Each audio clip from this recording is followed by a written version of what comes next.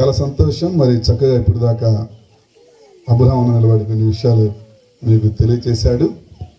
మరి మంచి దేవుని ప్రేమించే వ్యక్తి ఆయన, దేవుని ప్రేమించే వ్యక్తి. కాబట్టి ప్రకటన గ్రంథంలో మన అన్నయ్య చెప్పారు జీవ గ్రంథము. కాబట్టి దేవుని దగ్గర ఒక గ్రంథమే కాదు, చాలా గ్రంథాలు ఉన్నాయని బైబిల్ చెప్తారు. అన్నయ్య చెప్పాడు ఆ 20వ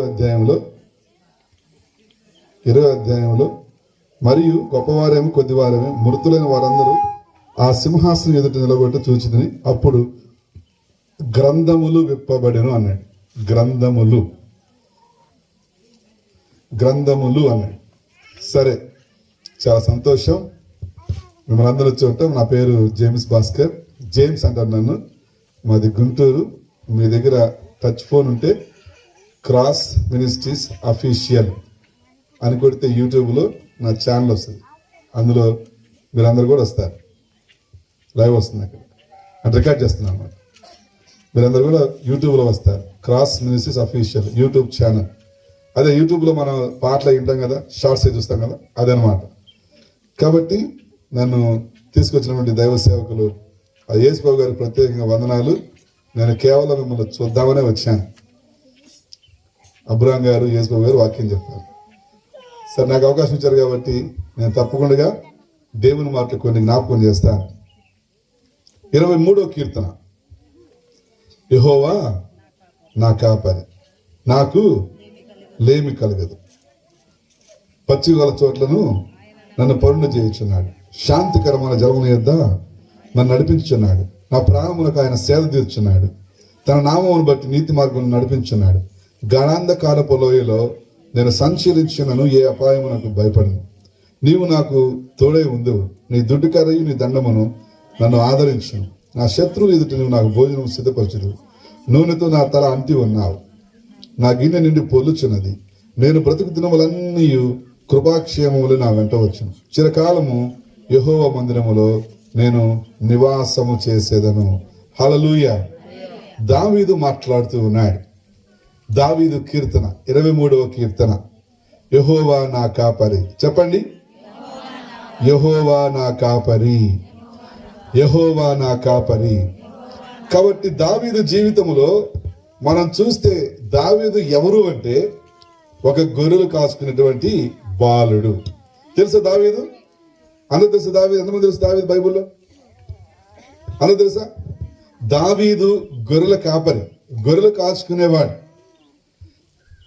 మరి వాళ్ళ నాన్న జెస్సీ, యెషయా ఆయన కుమారులు చివరి వాడు, 8వ వాడు దావీదు.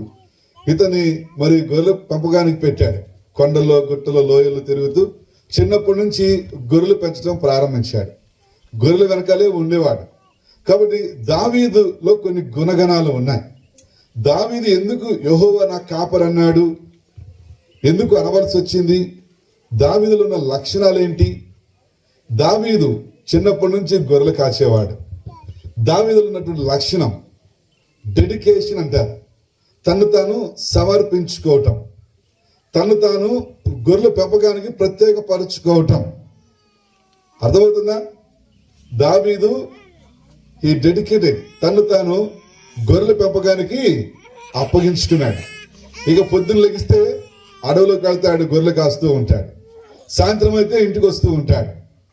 కాబట్టి దావీదు అలా ఉన్నప్పుడు తన జీవితంలో ఏం చేసేవాడంటే చక్కగా ప్రార్థన చేసుకునేవాడు.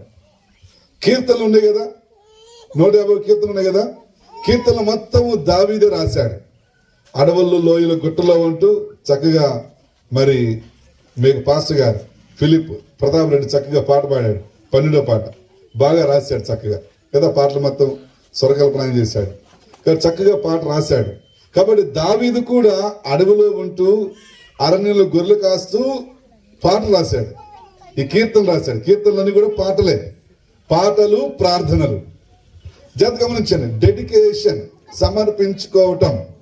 ఈ రోజున మీ పిల్లలను దేనికి మీరు డెడికేషన్ చేశారు? మీ పిల్లలను బాగా చదివిస్తున్నారా? ప్రశ్న. మీ పిల్లలను బాగా చదివిస్తున్నారా? హాస్టల్లో కావచ్చు, ఇంటికాడ నుంచి కావచ్చు. కాబట్టి దావీదు తన తండ్రి దావీదును గొర్రెలకు అప్పగించాడు. గొర్రెలు కాసే విషయంలో దావీదు చాలా నమ్మకంగా ఉన్నాడు. ఎలా ఉన్నాడంట? నమ్మకంగా ఉన్నాడు. కాబట్టి దేవుడు మిమ్మల్ని నమ్మి, మీ భార్య భర్తను నమ్మి మీకు పిల్లల్ని ఇచ్చాడు. నాకు 2 కూతురు, షైనీ, రైని, 2 అమ్మాయి చక్కగా చదువుకున్నారు. షైనీ ఏమో ఇంటర్ సెకండ్ ఇయర్ బైపీసీ, చిన్న పాప ఏమో 7వ తరగతి చదువుతా ఉంది. ఏమవుతామంటే నేను డాక్టర్ అవుతా డాడీ అంట. కాబట్టి మన పిల్లల్ని దేవుడు మనకి ఇచ్చాడు, మనం నమ్మి వాళ్ళని చక్కగా బాగా చదివించాలి.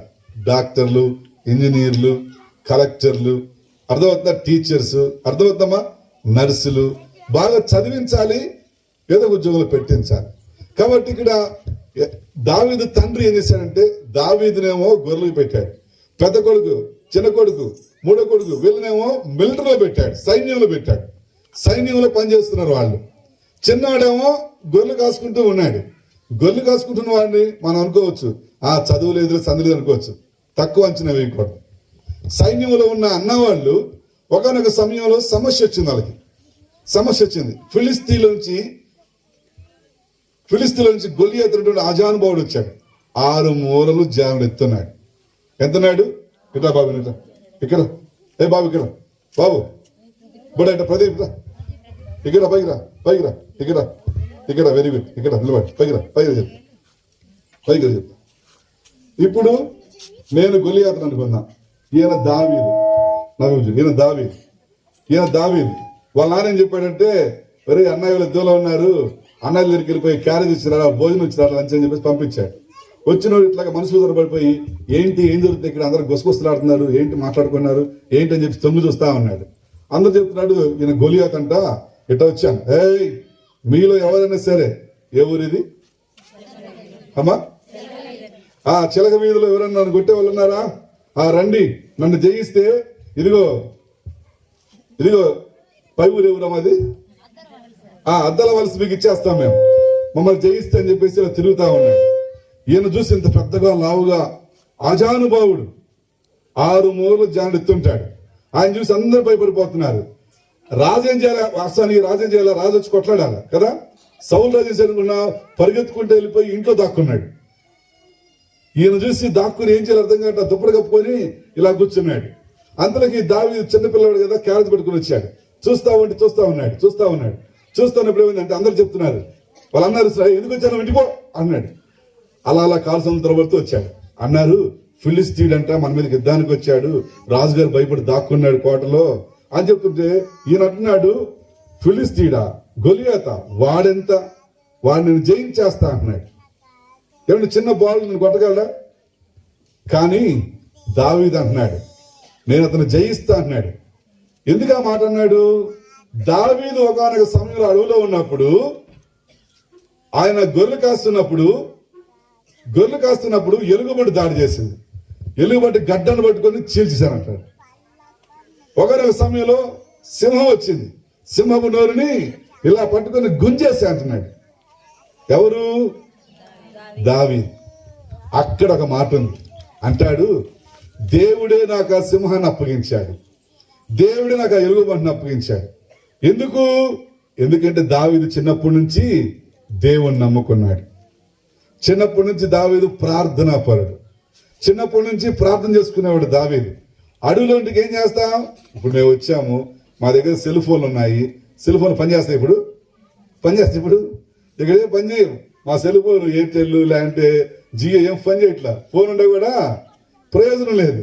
ఇక దావీదుకి ఏం చేస్తారు? ఇక అడవిలో ప్రార్థన చేసుకుంటా, నాయన స్తోత్రం, ప్రభా స్తోత్రం, ప్రార్థన చేసుకుంటూ పాటలు పాడుతాడు. యెహోవా నా కాపరి, యేసయ్య నా ఊపిరి, లోయలలో లోతులలో యెహోవా నా కాపరి అని పాడుకుంటూ ఆయన స్తుతిస్తూ ఉన్నాడు. అంటే దావీదు దేవునితోటి మంచి సంబంధం కలిగి ఉన్నాడు. దావీదు ప్రార్థనా పరుడు. దావీదు దేవుని వాక్యాన్ని ధ్యానం చేశాడని కీర్తనలు 1వ కీర్తన 2-3 వచనాలు చెప్తున్నాయి. దివారాత్రము యెహోవా ధర్మశాస్త్రం నందు ఆనందించు ధ్యానించువాడు ధన్యుడు.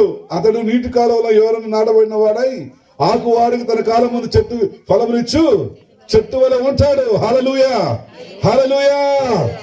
దావీదు మనం చూస్తూ ఉన్నాం, చిన్నప్పటి నుంచి దేవుని మీద ఆధారపడ్డాడు, ప్రార్థించేవాడు, వాక్యం చదివేవాడు దావీదు.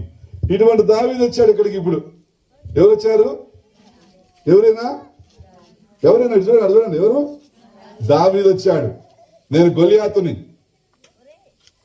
నాదేమో ఈ ఊరు, ఆయనదేమో ఆ ఊరు. ఇప్పుడు ఆ ఊరికి యుద్ధానికి వెళ్ళాం. ఇక ఆ ఊరు రాజు మన ప్రతాప్ రెడ్డి గారు ఎక్కడ దాక్కున్నారు, ఏసో గారికి వెళ్ళిపోయారు. ఇప్పుడు దావీదు వచ్చాడు. దావీదు అన్నాడు, జేమ్సా గేమ్సా నేను చూస్తా అంటున్నట్టుగా, వెళ్తాం అంటున్నాడు. గమనించండి ఏం జరుగుతుంది ఇక్కడ. దావీదు ఈరోజు నువ్వు ప్రశ్నించుకోవాలి. మన కుటుంబంలో, మన జీవితంలో చిన్న సమస్య వస్తే, చిన్న ఇబ్బంది వస్తే ఎంత బాధపడిపోతామో. అవునా కదా? అవునా కదా? ఏమండి, చిన్న కష్టం వస్తే, చిన్న అనారోగ్యం వస్తే భయపడిపోతాం. అమ్మా పులి పులి పులి అంటే పరిగెత్తేస్తాం. ఉంటాం ఇక్కడ. ముందు మేము పరిగెత్తాం. రాత్రి చెప్పారుగా కుట్ర, ఏముంటదండి ఆ ఊరి పేరు? కుట్రవాడ. భలే ఉంది పేరు మాత్రం, కుట్రవాడ. మేము అనుకుంటా ఉంటాం ఇదేంటో కుట్రవాడ అంటే ఇక్కడ కుట్ర వాళ్ళు ఉంటారేమో, కుట్ర చేసి ఉంటారేమో అనుకుంటా ఉన్నాం. ఆడ కుట్ర జరిగింది రాత్రి మా మీద. రాత్రి కుట్ర జరిగింది మా మీద.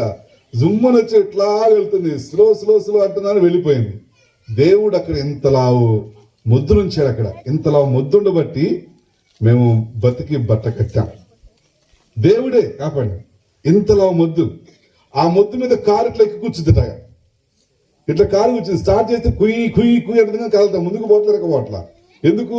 ముద్దు పట్టేసిందని. మీరు సాయి కుమార్ కోసం ప్రార్థన చేయాలి ప్రతి ఒక్కరు.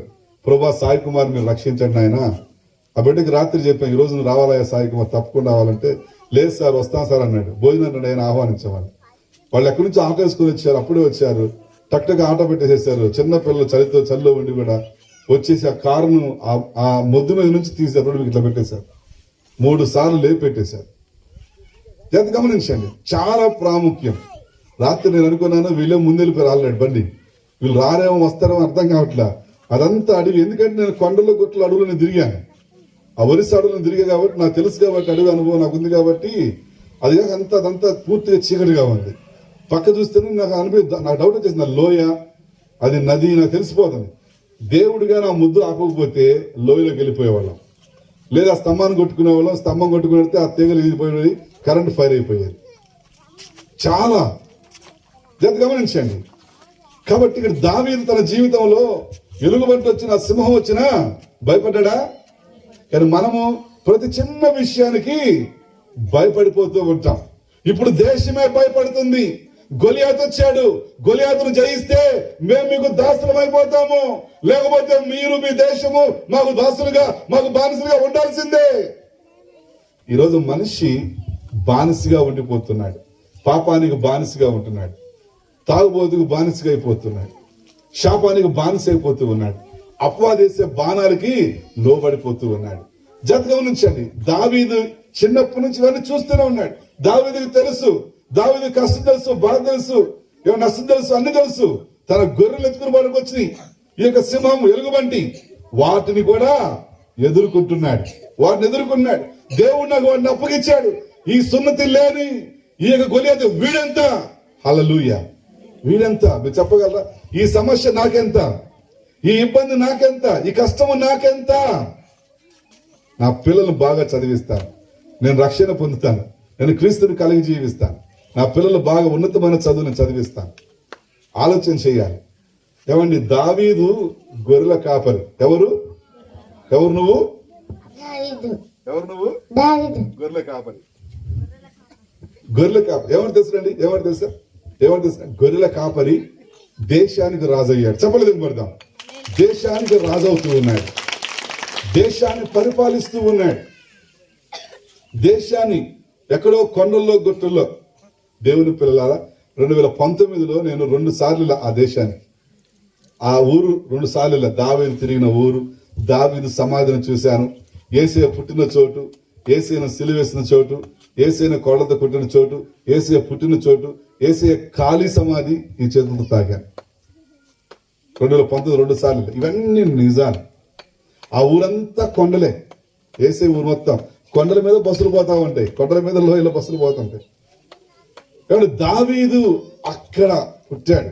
దావీదు ఆ ఊర్లోనే ఉంటూ గొర్రెలు కాసుకుంటూ ఉన్నాడు. ఎంత నమ్మకంగా ఉన్నాడు అంటే, ఈ మధ్యాహ్న కాల సమయంలో మాట్లాడుతున్నాడు దేవుడు. మీరు నమ్మకంగా జీవిస్తారా దేవునికి? పాపాన్ని విడిచిపెడతారా? మోసాన్ని విడిచిపెడతారా? అబద్ధాన్ని విడిచిపెడతారా? రక్షణ పొందుతారా? నమ్మకమైన జీవితం జీవించే వారిని దేవుడు ఆశీర్వదించబోతూ ఉన్నాడు. దేవుడు లేవనెత్తబోతూ ఉన్నాడు. దావీదు నమ్మకంగా ఉన్నాడు. దేవుడు ఏమన్నా తెలిసిన? అబ్రహాము కుమారుడైన దావీదు వంశావళి. అబ్రహాము కుమారుడైన దావీదు, దావీదు కుమారుడైన యేసుక్రీస్తు వంశావళి అన్నాడు.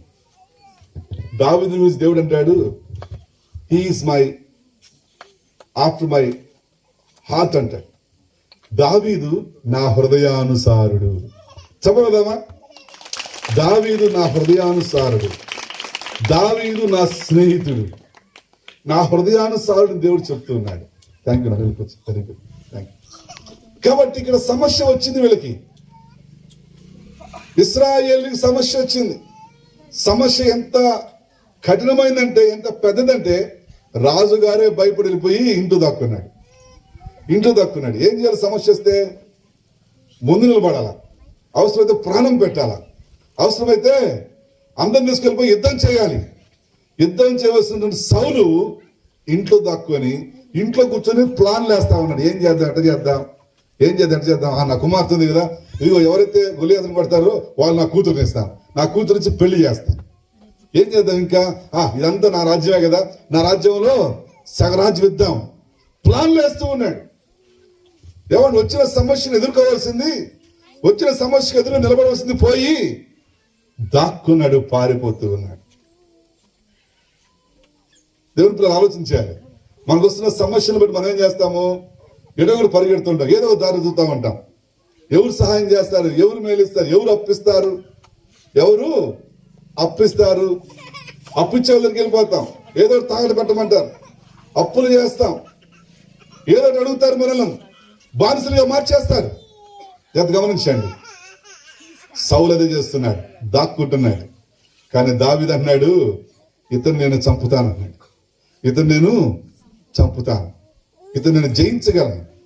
నేను కాదు, నాకు తోడుగా ఉన్న యెహోవా. చెప్పలేం కొద్దామా? దావీదుకు దేవుడు తోడుగా ఉన్నాడు. కారణం ఏమిటంటే, దావీదు చిన్నప్పటి నుండి కూడా దేవుని పట్ల భయభక్తులు కలిగి ఉన్నాడు. చిన్నప్పటి నుండి భయభక్తులు కలిగి ఉన్నాడు. ఈ రోజు నువ్వు దేవుని పట్ల భయభక్తులు కలిగి ఉన్నావా? నువ్వు చేసేదంతా కూడా, దావీదుకు చదువు లేదు, కానీ ఎవరన్నా తెలిసిన దేవుడు తోడుగా ఉన్నాడు. ఈరోజు నీ పిల్లలకు చదువు కావాలి. ఎందుకంటే ప్రపంచం అంతా ఎక్కడుంది? ఇప్పుడు చదువు దగ్గర ఉంది. ప్రపంచం అంతా చదువు, ఎడ్యుకేషన్ ఇస్ వెరీ ఇంపార్టెంట్. దావీదు చదువు లేని రోజుల్లోనే దేవుడు అయితే దీవిస్తే, చదువున్న రోజుల్లో నీ పిల్లలు చదివితే ఇంకెంతగా దీవిస్తాడు దేవుడు. మనల్ని, మన కుటుంబాలను, మన గృహాలను, మన బిడ్డలను, మన పిల్లల భవిష్యత్తును దేవుడు దీవించేవాడు. అయితే దావీదు కష్టపడ్డాడు. ఏం చేశాడంట? దావీదు కష్టపడ్డాడు. పొద్దున పోయేవాడు, సాయంత్రం దాకా అడవిలో ఉంటూ గొర్రెలు కాసుకుంటా ఉండేవాడు. మనం కూడా మన పిల్లలను కష్టపడి చదివించాలి, మంచి భవిష్యత్తు రావాలని చదివించాలి. చదువు ఏం చేస్తుందంటే మనకు జ్ఞానాన్ని ఇస్తుంది. చదువు ఏం చేస్తుందంటే నిజమైన దేవుడు తెలుసుకుంటే మనకి మార్గం చూపుతుంది. చదువు ఏం చేస్తుందంటే మోసగాళ్ళ నుంచి, అబద్ధ బోధల నుంచి, అబద్ధాల నుంచి మనం రక్షిస్తుంది. చదువు లేకపోతే మనము ఎవరేం చెప్పినా నమ్మేస్తాము. చదువు లేకపోతే ఎవరేం చెప్పినా కూడా అదే నిజం అనుకుంటాం.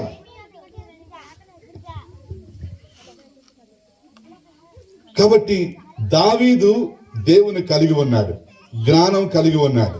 దావీదు దేవునితో ఉన్నాడు. అక్కడ తిరిగాడు సైన్యంలో. ఇతను చంపాలి అన్నప్పుడు రాజుగారికి వార్త తెలిసింది. రాజుగారు పిలిపించారు, రాయి అన్నప్పుడు వచ్చాడు బాలుడు, వచ్చి కూర్చున్నాడు. అప్పుడు ఆ యొక్క యుద్ధ వస్త్రాలు తొలుగుతా ఉంటే అవి తొలిగినప్పుడు కింద పడిపోతున్నాడు దావీదు. వాటిని మోయలేక, వాటి బరువు మోయలేక. దావీదు అన్నాడు, ఇవి నాకు అలవాట్లేదండి, ఇవి నేను వేసుకొని అన్నాడు. అతను మరి చిన్నప్పటి నుంచి గొలియాతు యుద్ధ వీరుడయ్యా, యుద్ధంలో ఆరితేరాడు. అతను ఎట్లా జయించగలవు? నువ్వు కనీసము ఈ యొక్క కవచం ధరిస్తేనే ధరించుకోలేకపోతున్నావు, శిరస్త్రానం పెడితే నువ్వు మొయ్యలేకపోతున్నావు, ఇవి బరువే మొయ్యలేకపోతున్నావు. అతను ఎట్లా కొడతావు నువ్వు? అతను ఎట్లా జయిస్తావు నువ్వు అని అంటూ ఉన్నాడు. అప్పుడు చూడండి, కార్బేలు ఉంటుంది కదా, కార్బేలు ఆ కోతులు కొట్టేది, అది పెట్టుకున్నాడు. 5 రాళ్ళు పెట్టుకున్నాడు, 6 రాళ్ళు జోలు పెట్టుకున్నాడు, వెళ్ళిపోయాడు. ఇక్కడ కర్ర పడుకుని నిలబడట్లే, ఇలా నిలబడ్డాడు. అల్లం దూరం ఉన్న గొలియాత్ ఉన్నాడు, ఇలా ఉన్నాడు గొలియాత్, ఇలా నిలబడి చూస్తా ఉన్నాడు. ఇక దావీదు ఇట్లా ఉన్నాడు. అప్పుడు దావీదు చూసి గొలియాత్ అంటాడు, ఏయ్ ఇశ్రాయేలీయుడా దావీదు, నీకు ఎట్లా కనబడతాను? కుక్కలా కనబడుతున్నానా అంటున్నాడు. ఎలా అంట?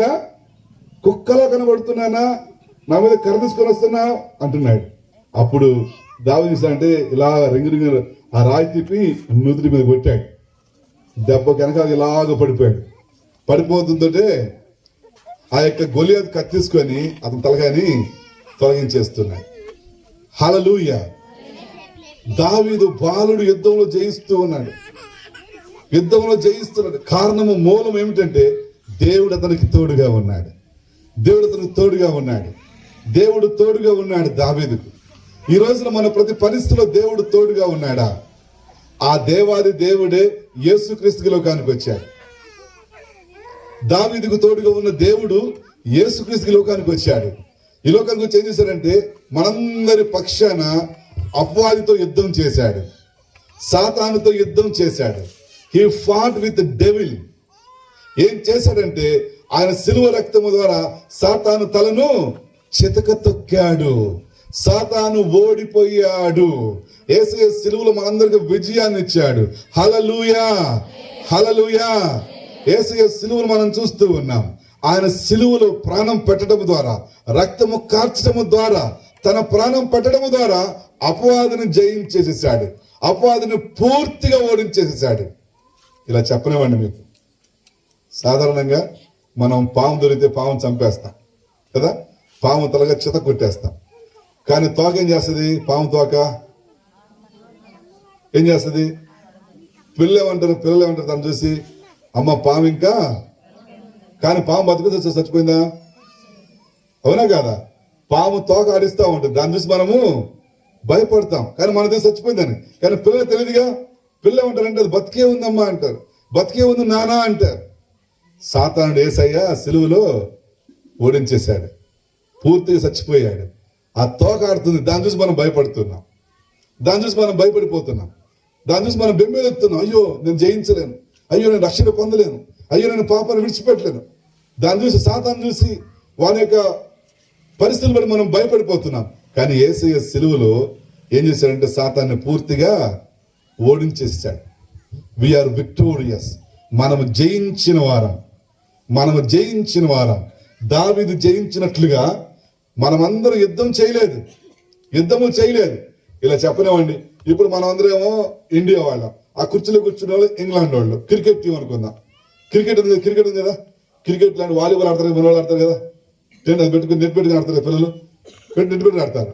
మనందరం క్రికెట్ టీం ఉంది, వాళ్ళు ఇంగ్లాండ్, మనం ఇండియా వాళ్ళు అనుకుందాం. ఇప్పుడు మనం ఆడుతున్నాం. నేను గ్రౌండ్ లోకి వచ్చాను. ఇక 5 బాల్ కొడితే మనం గెలుస్తాం. నేను ఒక్కడినే ఆ క్రికెట్ ఆడి గెలిస్తే నేను ఒక్కడిని గెలిచినట్ట, మీరందరూ గెలిచినట్ట? టీం అంతా గెలిచినట్టే.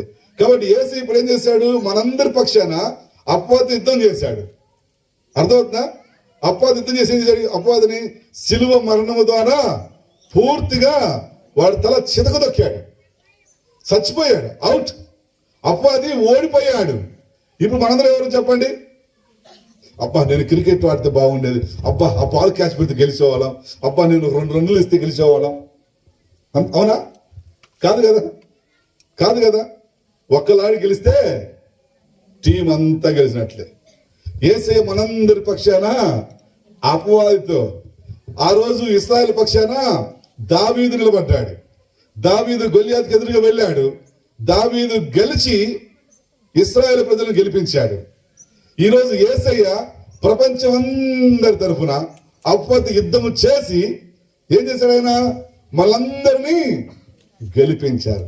చాలా మంది ఇంకా ఏమండి, అయ్యో నేను ఓడిపోతున్నాను, ఎవరు వచ్చారు తగ్గిపోతున్నారు, అంతేనా?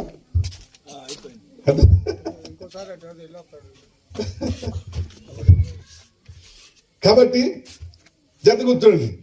యేసయ్య ప్రపంచ ప్రజలందరి పక్షాన అపవాదితో ఈ బ్యాటిల్డ్, ఈ ఫాట్ యుద్ధం చేశాడు. యుద్ధం చేసి ఏం చేశాడు ఆయన? గెలిచాడు. సిలువలో గెలిచాడు. సిలువలో ప్రాణం పెట్టి చనిపోయి సమాధి చేయబడి తిరిగి లేచాడా? నమ్మిలో చెప్పలు పెడదాం. ఆయన సమాధి చేయబడి తిరిగి లేచాడు. ఇక మరలా చనిపోలేదు, మరలా మట్టి చేయబడలేదు ఆయన, మరలా మట్టి పట్టలేదు ఆయన ఒలీవల కొండ మీద, అలావాడు ఒలీవల కొండ వెస్ట్లకి ఎదురుగా ఆ కొండ మీదకి వెళ్తాడు ప్రార్థనకి. ఎప్పుడు ఆ కొండ మీద నుంచి అలాగనే ఆరోహణమై పరలోకి వెళ్ళాడు. ఎలాగైతే పరలోకి వెళ్ళి యేసయ్య మరలా అలాగనే ఆ కొండ మీదకు దిగి వస్తాడు. ఇప్పుడు నేను ఉన్నాను, మధ్యలో ఉన్నాను.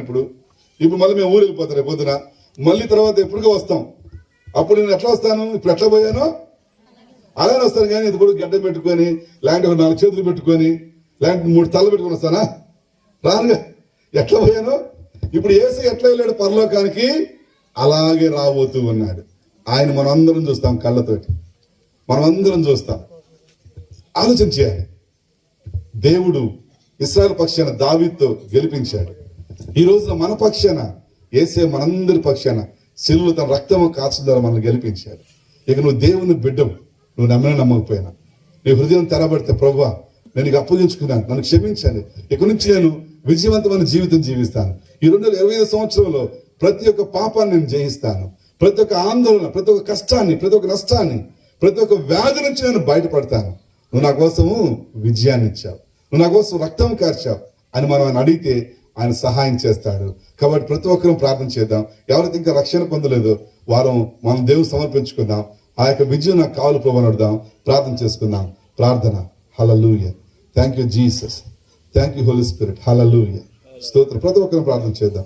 హల్లెలూయా, హల్లెలూయా. స్తోత్రం, స్తోత్రం, స్తోత్రం, స్తోత్రం. హల్లెలూయా, స్తోత్రం.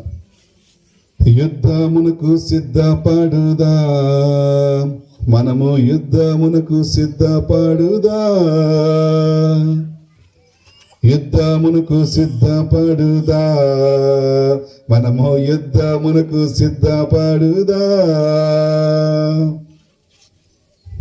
గొల్యాతును ఎదురించేదా యేసు నామమునా, గొల్యాతును ఎదురించేదా యేసు నామమునా. యుద్ధమునకు సిద్ధపడుదా, మనము యుద్ధమునకు సిద్ధపడుదా. క్రీస్తు మనకై యుద్ధం చేయును, భయము మనకు లేదు. క్రీస్తు మనకై యుద్ధం చేయును, భయము మనకు లేదు. యుద్ధమునకు సిద్ధపడుదా, మనము యుద్ధమునకు సిద్ధపడుదా. ప్రార్థన. ఇంకా ఎవరైతే బాప్తిజం పొందలేదో, రక్షణ పొందలేదు, మారు మనసు పొందలేదు, తీర్మానం తీసుకుందాం. దేవుడిని పక్షాన తన ప్రాణాన్ని పెడుతున్నాడు, తన రక్తాన్ని కాలుస్తున్నాడు, భారభరితమైన సిలువను మోస్తూ ఉన్నాడు. ఆయన సిలువలో అపవాదిని కొట్టివేశాడు, జయించేశాడు. ఆయన జయించేశాడు. నీ పక్షాన నా పక్షాన జయించాడు. నువ్వు విడుదల పొందావు. You are free now. ఆయన హృదయంగా ఆహ్వానించు. ప్రభా నా హృదయంలో, నా జీవితంలో రండి, నన్ను స్వస్థపరిచండి, నన్ను దీవించండి అయ్యా, నన్ను ఈ పరిస్థితి విడిపించండి, నన్ను బాగు చేయండి, నాకు రక్షణ దయచేయండి, నాకు రక్షణ దయచేయము నాయన. బాప్తిజం పొందిన వాళ్ళు ఉన్నడితే నాకు యేసే కావాలి, నేను బాప్తిజం పొందుతాను, నేను రక్షణ పొందుతాను అనుకున్న వాళ్ళు మీ కుడిచే పైకి మీకోసం నేను ప్రార్థన చేస్తాను. Thank you Jesus. ఎవరైతే బాప్తిజం పొందలేదో హల్లెలూయా జీసస్, హల్లెలూయా, హల్లెలూయా. నేను బాప్తిజం పొందలేదు, నేను బాప్తిజం పొందుతానయ్యా, నాకు యేసే కావాలనుకున్న వాళ్ళు మీ కుడిచే పైకి మీకోసం నేను ప్రార్థన చేయబోతున్నాను. హల్లెలూయా, హల్లెలూయా, హల్లెలూయా, హల్లెలూయా. లేచిన అక్కడ చేతిని అక్కడ లేచిన పడండి, మీకోసం ప్రార్థన చేస్తున్నాను. చేతిని వాళ్ళు అక్కడ లేచిన, చేతిని వాళ్ళు మాత్రమే అక్కడ నిలబడండి. హల్లెలూయా జీసస్. చేతిని వాళ్ళు. హల్లెలూయా. ప్రార్థన, ప్రార్థన. హల్లెలూయా జీసస్. అందరూ కాదు, ఎవరైతే చేయొత్తారో వాళ్ళే. హల్లెలూయా, హల్లెలూయా జీసస్. యేసయ్యా నీకు స్తోత్రాలు, పరిశుద్ధాత్మ నీకు స్తోత్రాలు, పరిశుద్ధాత్మ నీకు స్తోత్రాలు. తండ్రి మీకు వందనాలు అయ్యా. నిలబడ్డ చెల్లెమ్మలు బట్టి అయ్యా, 4 తమ్ముళ్ళు బట్టి ప్రార్థిస్తూ ఉన్నాం. ఈ సమయంలో తమ్ముళ్ళను దర్శించండి అయ్యా, చెల్లెమ్మలు మీరు దర్శించండి ప్రభా. అయ్యా వారు తమతో మీరు సమర్పించుకున్నారు ఆయన, వారిని మీరు దర్శించండి ఆయన. వారి జీవితంలో అయ్యా అపజయాల నుంచి విడుదల ప్రకటిస్తున్నాను ప్రభా. వారి జీవితంలో మీ యొక్క జయాన్ని కలుగేదు గాక, మీ రక్షణతో వారు నింపుదువు గాక, వారి కుటుంబాలు మీ రక్షణ వచ్చును గాక. నాయన సహాయం చేయండి. కూర్చున్న వారు ప్రతి ఒక్క అయ్యో వారి జీవితంలో ఉన్న ప్రతి ఆందోళన కొట్టివేయండి ప్రభా. వారు నీ బిడ్డలు, నీ సురక్తం తీసుకొస్తున్నాను ప్రభా. నీ సురక్తంలో భద్రపరచండి. ప్రతి అనారోగ్యం ఇప్పుడు వారిని విడిచిపోవును గాక, ప్రతి అపవాదం వారిని ఇప్పుడు విడిచిపోవును గాక. అంటే స్వస్థత దయచేయండి. మీ సాక్షి నిలబెట్టండి. మహిమ ఘనత ప్రభావం మీకు చెల్లిస్తూ యేసయ్య శక్తిగల నామములో ప్రార్థిస్తున్నాను తండ్రి. ఆమేన్ ఆమేన్.